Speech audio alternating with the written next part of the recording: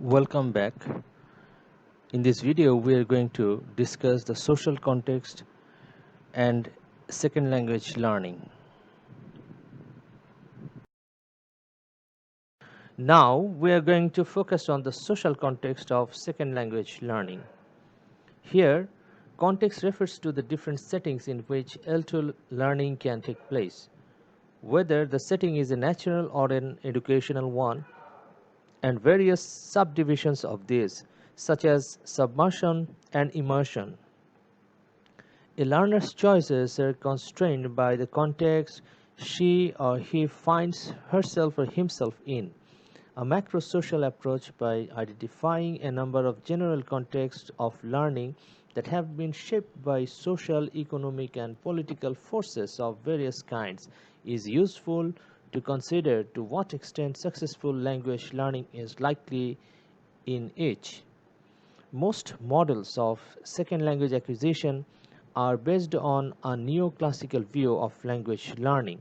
According to this view, individual learners make choices by weighing up the personal benefits and costs of learning the language. There is, however, a need to also consider how structural factors shape these choices.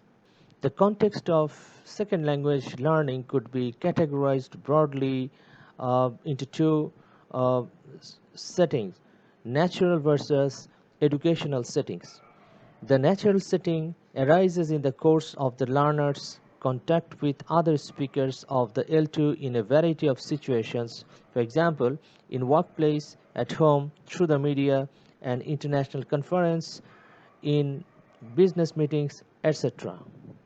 There will be some learners who experience the L2 entirely in natural settings.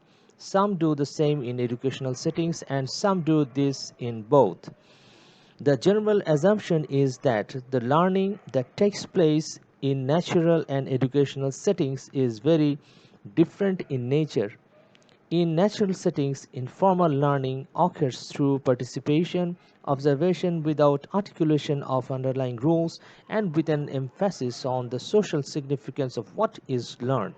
In contrast, formal learning is held to take place though conscious attention to the rules and principles and mastery of the subject matter as a decontextualized body of knowledge. The former takes place subconsciously while the latter takes place consciously. The correlation between informal learning and natural settings on the one hand and formal learning and educational settings on the other hand is at best only a crude one. Learners in natural settings often resort to conscious learning, and many deliberately seek out opportunities to practice specific linguistic items they have studied in educational settings. Conversely, learners in classrooms may not be required to treat the language as subject matter, rather, they might be given the opportunities for acquisition. The correlation between educational settings and formal language learning depends on the pedagogic approach. Another general assumption is that natural settings lead to higher levels of L2 proficiency than educational settings. Language acquisition results in native-like use of the target language, while foreign language acquisition does not. There are studies to support this idea.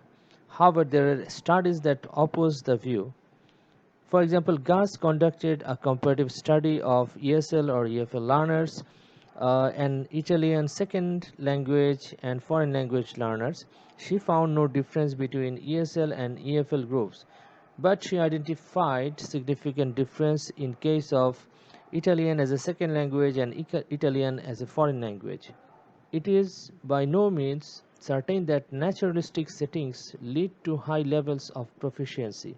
Schinkilianus claimed that second language acquisition is characterized by native-like ability is doubtful.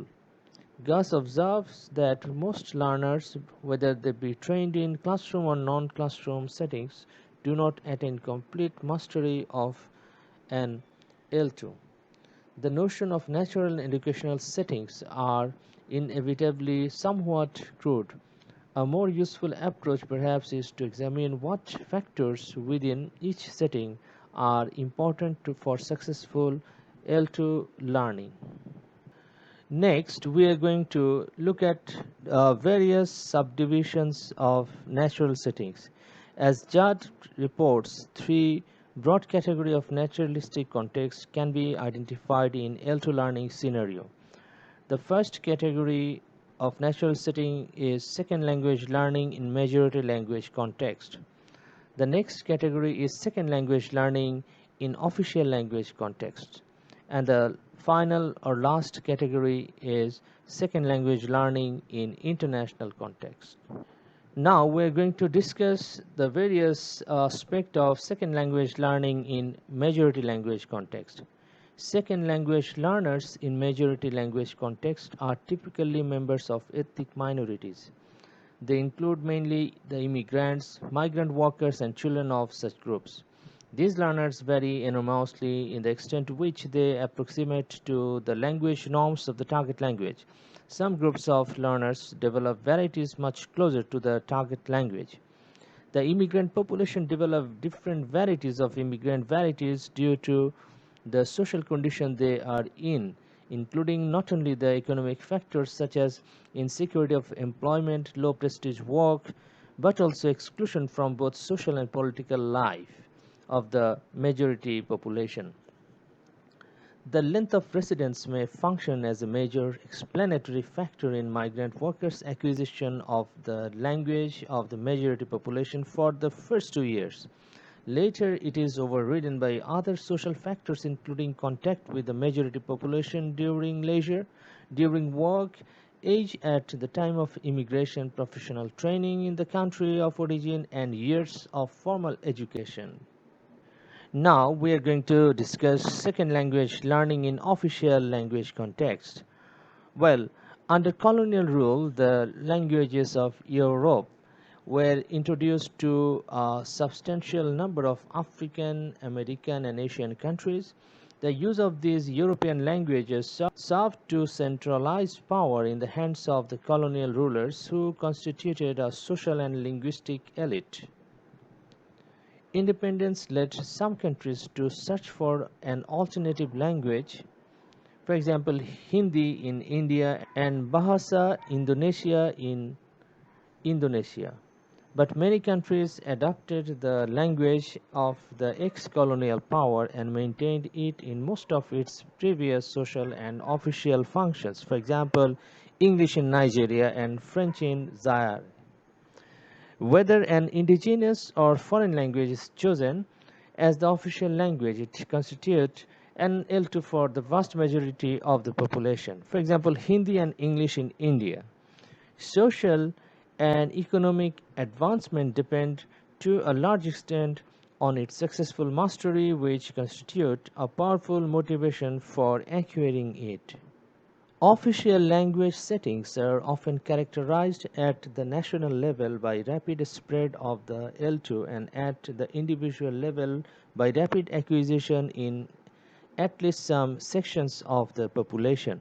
However, the level of proficiency attained is limited as learners fail to develop adequate cognitive and academic language proficiency. Learner communities in official language settings differ from those found in majority language settings where some social groups may resist learning the L2 as they seek to maintain their native languages as expression of their ethnic vitality. In official L2 setting, there is less resistance of this kind. Less resistance occurs when the L2 is perceived as an additional language rather than a replacement language. Official L2 can lead to the development of different non-standard varieties in certain professions and communities. Official language contexts can also give rise to new local standard varieties. The last category of second language learning in natural setting is the second language learning in international contexts. A number of languages are now widely used as international languages, for example, English. They serve as a means of communication between speakers of different languages in a wide range of contexts. For example, business and trade, academic and scientific, media and arts, travel and tourism, and literature. The speakers may or may not be a native speaker of the language, and the speech events may or may not take place inside a country where the language is spoken as a mother tongue. Much of the work on international settings has focused on either describing the varieties of language associated with particular contexts of use, or on arguing the merits of some form of basic language which will facilitate communication, teaching, and learning. The use of an L2 is in an international setting is characterized by both non-native and non-native speakers and native and non-native speakers interaction. Kachru maintains that the former is most common, and in such interaction the learner's reference group is not speakers of standard British or American English, but instead a prestige local group. Next, we'd focus on the educational context of second language learning. Skudnap-Kangas distinguishes four broad types of educational context. First, segregation. The next is mother tongue maintenance.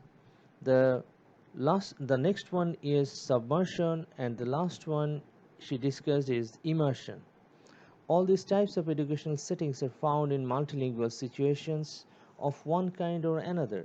A fifth kind of educational setting could be the foreign language classroom, found in monolingual situations. First, we will discuss the educational context is called segregation. Segregation occurs when the learner is educated separately from the majority or a politically powerful minority who speak the target language as their mother tongue. Immigrants and migrant workers who are educated in special schools or centers or units designed to cater for their language needs constitute an example of segregation in a majority setting. Bantu education in Namibia prior to independence is an example of segregation in a setting where a powerful minority spoke the official language Afrikaans as a mother tongue. Segregation settings produce poor results. The overall aim of education in these settings is the development of a limited L2 proficiency sufficient to meet the needs of the majority or powerful minority and to ensure their continued political and economic control. Segregation education is characterized by inadequate organization, negative learner affective factors, limited support is provided for L1 development, and poor quality of L2 instructions with limited practice opportunities with peers. The next category of educational setting is mother tongue maintenance. Mother tongue maintenance could take two forms. In the weaker form, pupils are given classes in their mother tongue directed at developing formal language skills, including full literacy. For example, the programs of Punjabi established in Bradford, UK for ethnic minority children. In the stronger form, pupils are educated through the medium of mother tongue. For example, the programs for 7 main language groups in Uzbekistan and the Finnish medium classes for Finnish migrant workers in Sweden. Mother tongue maintenance programs are based on enrichment theory, that is, high levels of bilingualism are seen as a cognitive and social advantage. This is characterized by positive organizational factors, positive affective factors, success in developing full control of the first language, and high level of proficiency in second language. The next educational setting is Submersion program. Submersion is a program where linguistic minority children with a low status mother tongue are forced to accept instruction through the medium of a foreign majority language with high status. In classes where some children are native speakers of the language of instruction, where the teachers does not understand the mother tongue of the minority children, and where the majority language constitutes a threat to their mother tongue, a subtractive language learning situation. Submersion is common in British and United States educational setting. This can create communication problems and insecurity in learners. Both contents and teachers are typically monolingual in the target language. L2 submersion programs for minority students involve virtually no concession to the child's language or culture and have well documented negative effects for many children. The next category of educational setting is the immersion programs. Immersion refers to a number of different contexts which need to be clearly distinguished first. The term was used in the context of Canadian French immersion programs where members of a majority group were educated through the medium of French, the language of a minority group. There are a number of variants of these programs depending on whether the program begins early or later and whether it is full or partial. Immersion settings ensure a plentiful supply of input that has been tailored to the learner's level and is therefore comprehensible. The learner's first language and their ethnic identity is not threatened, so it is easy for the learners to adjust to the immersion setting. Cummins points out that immersion is used to refer to a variety of programs for minority students. He distinguishes among these three types of immersion programs. First, L2 monolingual immersion programs for minority students, which provide English-only instruction directed at classes consisting entirely of L2 learners. The next category is L1 bilingual immersion programs for minority students, which begin with L1 medium of instruction, introducing L2 medium instruction some time later. And the last category, which Cummins points out, is L2 bilingual immersion programs for minority students, which emphasizes instruction in and on the L2 but also promotes L1 skills. Earlier we did talk about a fifth category of educational setting, which is the language classroom. The language classroom is a setting where the target language is taught as a subject only and is not commonly used as a medium of communication outside the classroom. It includes both foreign language classrooms and second language classrooms where the learners have no contact with the target language outside the language classroom. According to Gardner and Clement, two contextual aspects are very important in the language classroom settings: the learning situation and the level of support which parents give the second language or foreign language programs. With regard to the learning situation, the role relationships between teacher and students are likely to be crucial. If the teacher adopts the traditional approaches, the target language is going to be an object of learning. The formal properties of the L2, and teachers typically act as informer and learners as information seeker. Conversely, in case of innovative approaches where the emphasis is on the use of the target language in social behavior, a number of role relationships are possible. For example, teachers are likely to play the roles of facilitator, producer, or referee, and learners as actors or players in various real-life communication activities. Parents may play an active role by monitoring their children's curricular activities. They may play more indirect role by modeling attitudes conducive to successful language learning. Thanks for watching this video. If you have further queries, we can discuss in the consultation sessions.